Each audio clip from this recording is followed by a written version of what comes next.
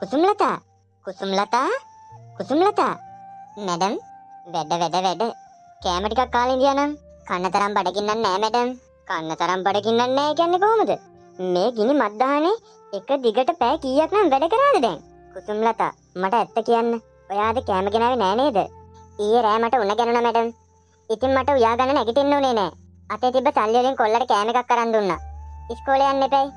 තව ටික දවසයි ඉස්කෝලේ යන්න තියෙන්නේ. ඊට පස්සේ නම් ප්‍රශ්නයක් නෑ මැඩම්. මට නම් මේ බඩගින්න නුපුරුදු දෙයක් නෙවෙයිනේ. මම මෙහෙට ඇවිල්ලා ටික දවසක් වුණාට කුසුම්ලතා ගැනයි දරුවා ගැනයි හැම දෙයක්ම දන්නවා. ස්වාමි පුරුෂයෙක් නැතුව දරුවෙක් හදනවා කියන්නේ සුළුපටු දෙයක් නෙවෙයි. ඔයා දිරිය කාන්තාවක් කුසුම්ලතා. එන්න යන්න. මගේ බත් එක කාලා වැඩ කරන්න. අනේ මැඩම් මට එපා. මැඩම් කන්නකෝ. කතා කරන්න එපා. දැන් බත් කාලා වැඩ කරන්න. මාව කේන්ති ගසන්න නැතුව. එන්න. මිනුකයා මං ඔබට කියන්නමයි ඉදී. ඒ මොකද්ද බං? ආයිත් වට යන නඩුවක් අස්සෙට් වුණාද? නෑ පිස්සුද බං? ඒ යට මගලයක් නෙවෙයි. අර කසුනා අපිව විනාශ කරලා තියෙන්නේ හොඳේ. බලපංකෝ ඌට ඉස්කෝලේ තියෙන තැන අපි කෙලින්ම රෙඩ් මාක්. ඔව් පුතේ මමත් උඹට ඕක කියන්නමයි ඉදී. ඌ අපි වගේ තැලිලා පොඩි වෙලා නෑනේ බං. කොටින්ම කියනවා නම් සිගරට් එකක් බීඩියක්වත් බොන්නේ නැති තරමට ඌ හැදිලා ඉන්නේ. අපි වගේ නෝන්ජල් නෑ බං ඌ. මේක මේ යන විදියට ගියොත් අපි කොහොමත් නෝන්ජල්ම තමයි. මේකට මොකක් හරි කරන්න ඕන. සීනිය අපි ඉද්දි තව එකෙක් බබලනවට මං කැමති නෑ. එහෙනම් ඉතින් කරන්න තියන්නේ ඌවත් මේ වලට මැදලා දාගන්න එක තමයි. අම්මට සිරි සෙට් වෙලා වගේද? මිනුකයා උඹනේ. වරින් අවස්වරුවට උඹලා සෙට් වෙනවම තමයිනේ. මෙච්චර ලස්සන ජීවිතයක් දීලා තියද්දි විඳව මැරෙන්න ඕනේ නෑනේ මචං. විඳින්න ඕන. එන්ජොයි කරන්න ඕන. නැතුව මේ මද්දපානේ බීම සොමිය ගෑනු නොදන්නේ. බොන්නේ නැති හැම එකාම ගෑනු ගණයට තමයි අයිති වෙන්නේ. මට සෙට් වෙන්නේ නෑනේ මචං ඔය ජරා වැඩේ. සිරාවට කෝබලන්න මොනවද බං? නෑ මම බැලුවේ ගෑනියද පිරිමියෙක්ද කියලා. මේව බැලුවට පේන්නේ නෑනේ. තෝ කියන්නේ දැන් මම පිරිමියෙක් නෙවෙයි කියලාද? පිරිමියෙක් නම් ඔබට මේක බීලා පෙන්වන්න පුළුවන් වෙන්න එපයි බ්‍රෝ. දීපන්. මම්බට පෙන්වන්න මම පිරිමියෙක්ද නැද්ද කියලා.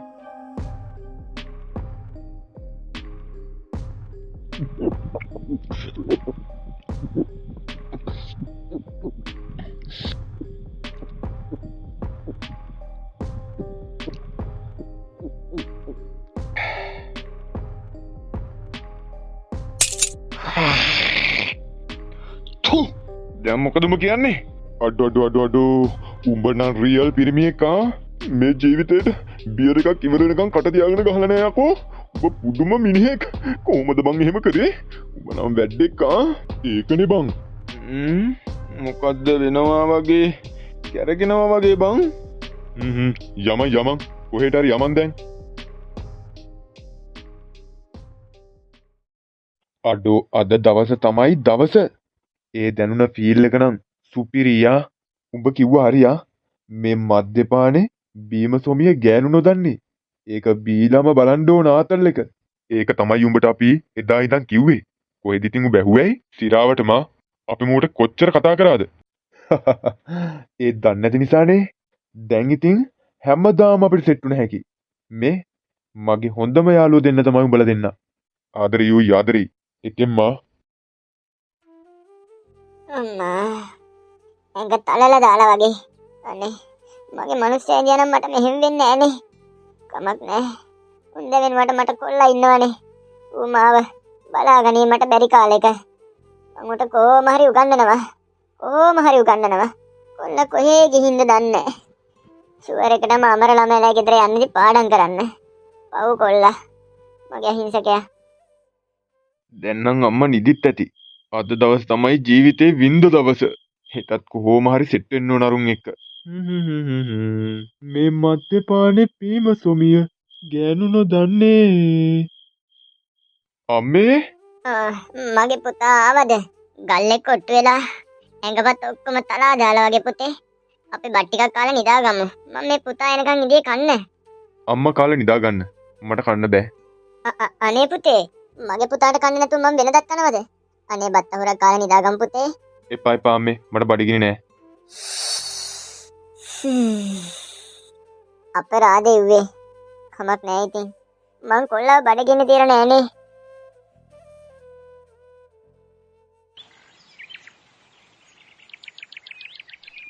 අම්මේ අම්මේ ඕ පුතේ මම මේ මිදුලතු ගාන උඹට පරක් වෙලා තියෙන වැඩට යන්න. මෙහාට එන්නකො ටිකක් මටත් හොඳටම පරක් වෙලා තියෙන්නේ.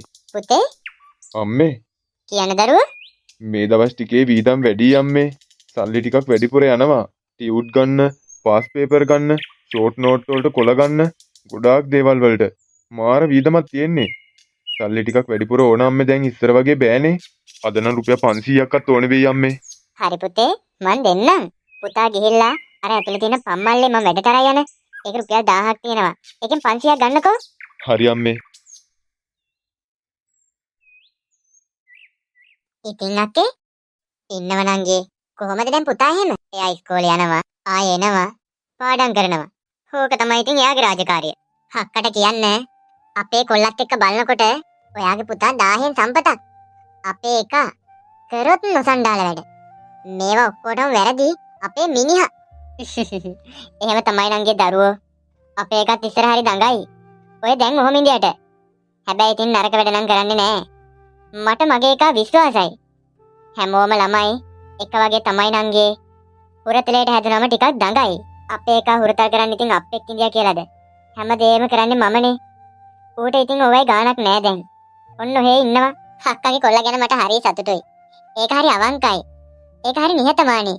මං හරි ආදරේ කොල්ලට. මං දන්නවනේ හාමිනේ ඒක. යමු යමු. කයක ගංජා වගේ නෙවෙයි. පරක් වුණොත්. අනේ දැන් මැඩම් හරි හොඳයි. ටික දවසක් කොහොම තියෙයි? කසුන් අයියේ. කියන්න නංගි. ඊ අර දුන්න වැඩ ටික කරගෙන ආවද? අනේ මට ඒ ටික දෙන්නකෝ. ඊ අපේ ගෙදරට කරන්ට් එක තිබුණේ නැහැ. අත්තක් කඩන් වැටිලා. අනේ මල්කියෝ මටත් වැඩ ටික කරගෙන එන්න හම්බුන්නේ නැහැ. මේ දවස් ටිකේ මටත් ටිකක් අවුල්. පුදුමයි හැබැයි ඔයා වැඩ කරේ නැහැ කිව්වම. මේ පන්තියේ කතාවක් අහපු නැති ශිෂ්‍යෙක් ඉන්නව නම් ඒ ඔයා තමයි. ඒක නම් ඇත්ත තමයි. ඒත් මටත් මේ දවස් ටික ටිකක් අමාරුයි. හරි එහෙනම් අපි දෙන්නම එකතු වෙලා මේක ඉක්මනට කරමුද? ඔයා කරන්නකෝ. කරලා මටත් දෙන්න. චූටි වැඩක් තියෙනවා මං ගිහිල්ලා එන්න. මිනිහට මොනව වෙලාද? කවදාවත් ඔහොම නෑනේ. මල්කි වැඩේ හරි ගියේ නෑනේ. ඒකනේ බං. මොනව වෙලාද කියලා හිතා ගන්න බෑ. අනේ මන්ද. ටික දවසක ඉඳලා මිනිහා අවුල්. අර යකත් තාම නෑනේ බං. ඒකනේ. පිනාට චෙක් වුණොත් එහෙම ඇටත් එක තලා ගන්න වෙන්නේ. හැබැයි පුතෝ එදා ටෝපිය නම් මිනිහා ගිල්ලා එකෙන්ම හොඳේ. හොඳට ඉඳ බේකාර දුන්නා නේද ගේම? තිරාවටම මෙන්න මුගේ වැඩ. කතාවක් තියෙනවනේ තැනේ හැටියට ඇනේ ගහන්න ඕන කියලා. මං ගැව්වා හරිම තැන බලලා එනේ. හලෝ අඩු වරින් මොකද වෙන්නේ? බඩු ටික ගෙනවද? ඔව් ඔබ සල්ලි ගෙනවද? නැතුව යකෝ නැතුව බඩු ගෙනාවා. කෝකෝ අර හෙට්ට ගිහිල්ලා වැඩේ කරගෙන එමුද? යම ඔව් පිනාට චෙක් වුණොත් එහෙම ඇටත් එක තලා ගන්න වෙන්නේ. මම මේ බයේ ඉන්නේ ආ. ඇට තැලුවක් කමන්නේ. ගෙදරින් ගෙන්නන්න කියන එකනේ ප්‍රශ්නේ. සිරාවටම යම මේ අර බේන්නේ අයිපල් කුළුණනේ. කෝ අයිපල් කුළුණ ආංගර තියන්නේ. කෝ අයිපල් කුළුණ එයන්නේ අර තියන්නේ. ඕ අයිපල් කුළුණ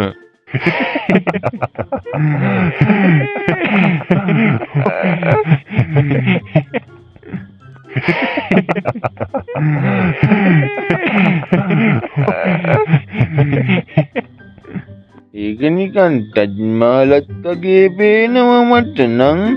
ටජ්මාල වෙන්න පුළුවන්. ටජ්මාල ලංකාවට ඇවිදගෙන ආවද දන්නේ නැහැ.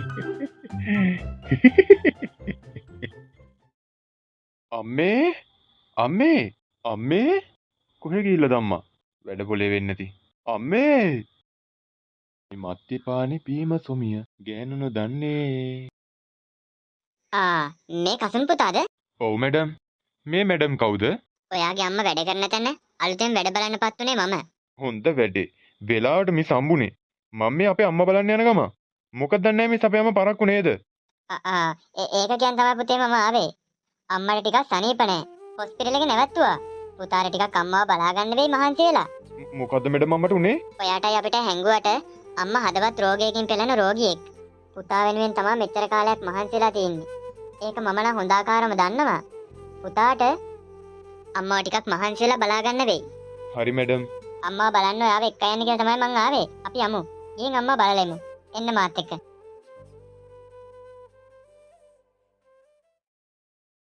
එන්න පුතේ එන්න. මැඩම් ලාවද? මගේ රත්තරන් පුතේ. අනේ අම්මේ මොකද උනේ? මේක චූටි ලෙඩක් පුතේ. මං හෙට ගෙදර එනවා. කුසුම්ලතා දැන් කොහොමද? දැන් අඩුයි මැඩම්. මගේ ටිකට් හෙට කපාවි. හෙට ටිකට් කැපුවට ටික දවසක් පරිස්සම් වෙන්න වෙයි. මං ගෙදර වීදම් බලා ගන්නම්. ඔයා ගෙදරට වෙලා ටික දවසක් විවේක ගන්න. මං ලොකු සර් එක්කත් මේ ගැන කතා කරා. අනේ මැඩම්. ඔබතුමිය අපිට හම්බුනේ අපේ වාසනාවට. පුතේ මේ මැඩම් අපේ වාසනාවට අපිට හම්බෙලා තියෙන්නේ. මේ මැඩම් අමතක කරන්න එපා කවදාවත්. ඒ ගැන හිතන්න එපා. කුසුම්ලතා දැන් විවේක ගන්නකෝ. මං පුතාගේ කෑම බීම වීදම් ඒව බලා ගන්නම්. මං පුතාවත් බලා ගන්නම්. කුසුම්ලතා පරිස්සමට ඉක්මනින් හොඳ වෙලා ගෙදර එන්නකෝ. අපි ගිහින් එන්න. පුතා ටිකක් අම්මත් එක්ක කතා කරලා එන්න. වැඩි අම්මා මහන්සි කරන්න එපා හොඳේ. හරි මැඩම්. මොකද උනේ අම්මේ? මේක චූටි ලෙඩක් පුතේ. එහෙනම් කමක් නෑ. සල්ලි ටිකක් ඕන වෙලා තියෙනවා අම්මේ ඉස්කෝලේ වැඩවලට. මං ඒකට මොකක් හරි කරන්නම්කෝ. අර කුප්පි ලාම්පුව තියෙන මේසේ ඒ ඉටිකොලේ යට තියෙනවා පුතේ සල්ලි ටිකක්. පරිස්සමෙන් පාවිච්චි කරන්න. හා අම්මේ. ડોක්ටර් කුසුම්ලතාට දැන් කොහොමද? මිස් මෙහෙමයි. එයාට තියෙන රෝගී තත්ත්වය දරුණු නිසා මොන පැත්තට හැරෙයිද කියලා අපිට කියන්න අමාරුයි. ඒක හොඳ තත්ත්වයට හැරෙනවද නැද්ද කියන එක තීරණය වෙන්නේ එයාගේ හැසිරීම් රටාව අනුව. ඒ කියන්නේ පරිස්සම් වෙන විදිහ අනුව. තේරුණාද? ඔව් ડોක්ටර්. ඉතින් අපේ පැත්තෙන් කෙරෙන්න ඕන ප්‍රතිකාර සියලුම දේවල් කරලා තියෙන්නේ. එයා ගෙදර ගිහිල්ලා පරිස්සම් වෙන විදියට තමයි එයාගේ ජීවිතය ඇත්තටම තීරණය වෙන්නේ. මේක බරපතල රෝගී තත්ත්වයක්. ඉතාම ඉහළින් පරිස්සම් වෙන්න ඕන. හරි ડોක්ටර්. thank you.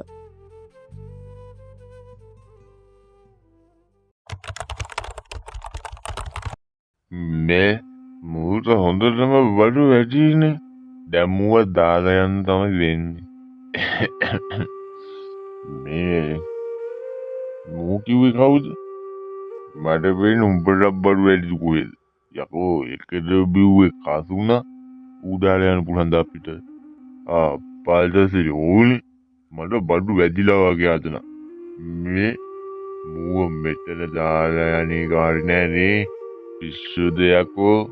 අපි යමන් ගෙදර මුතෝ නිකුද්දයක් ගාගෙන මු යන්න නැතේ වෙරිඳුනම මයනවා වාචනවා.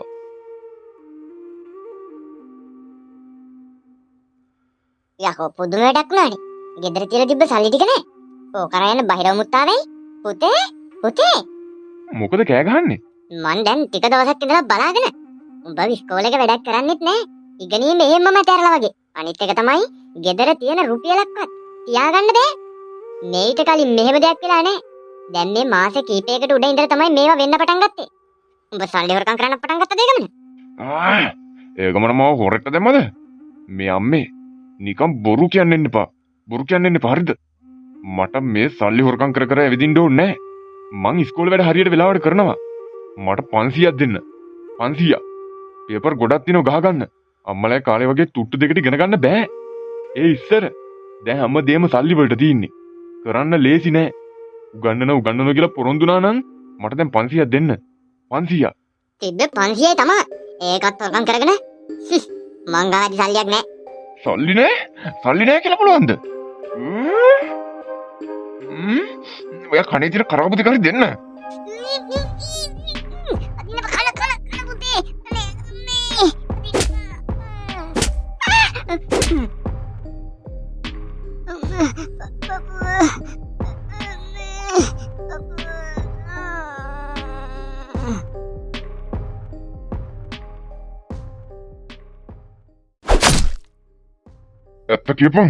ඇත්ත කියපන් මෙව්ව උඹට කොහෙන්ද?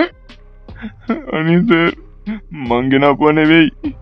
ඔව්ව මගේ බෑග් එකට කවුරු හරි දාලා. මුගේ බොරු සර්. මං ඔක්කොම හොයාගෙන තියෙන්නේ. එළියේ ඉන්න නස්ති පොඩි ඩයල් එකක්.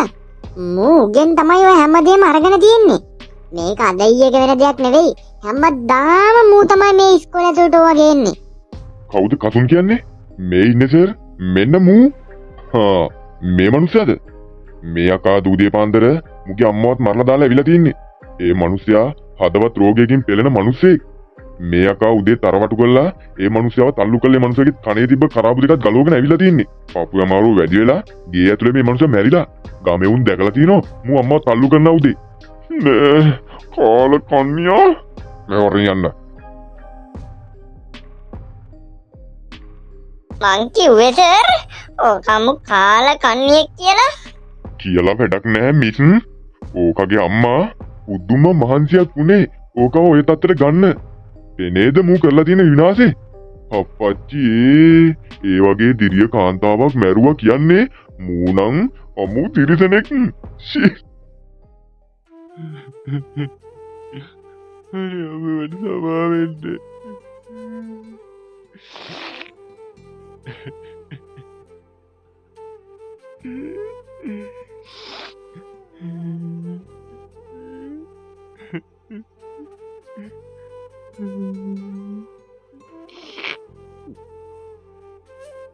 වදා බොමව මරාගත්තු කාල කන්‍යා.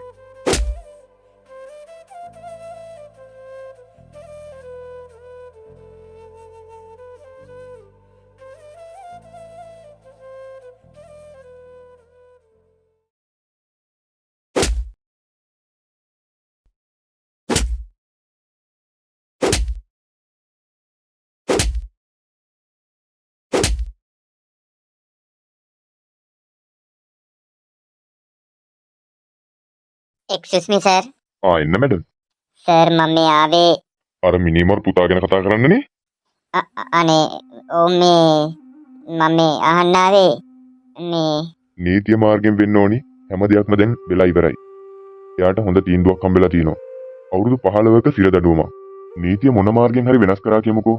හැබැයි මැඩම් මේ ළමයාට ස්වභාව ධර්මය දඬුවම් කරන්න ගත්තම ඒක නවත්තන්න මොන జగතරවත් බෑ. මැඩම් බොරුවට මහන්සි වෙන්න එපා. එයාට ලැබෙන්න ඕනේ දඬුවම තමයි ලැබිලා තියෙන්නේ. Sorry madam. මීට වඩා එයාගෙන කතා කරලා වැඩක් නැහැ. ආදරණීය දුවේ පුතේ, ඔබ කොච්චර හොඳින් ජීවත් වුවද ඔබේ ජීවිතේ විනාශ කිරීමට තව කෙනෙකුට ගත වෙන්නේ සුළු කාලයක්. ඔබ ජීවිතේ ගන්න සෑම තීරණයක්ම හොඳින් සිතා, සිය දහස් වාරයක් සිතා ඒ ගැනීමට කටයුතු කරන්න. ජීවිතේ වරදින්න එක විනාඩියක් ඇති. ඒ විනාඩිය ඔබ කොහොම හරි මගහැර ගන්න. ඔබේ ජීවිතය සාර්ථක කරගන්න. සාර්ථක පුරවැසියෙක් විදිහට ජීවත් වෙන්න. තම දෙමව්පියන් පණමින් රැක බලා ගන්න. ඔබට සිටින එකම වස්තුව ඔබගේ ආදරණීය දෙමව්පියන් පමණයි.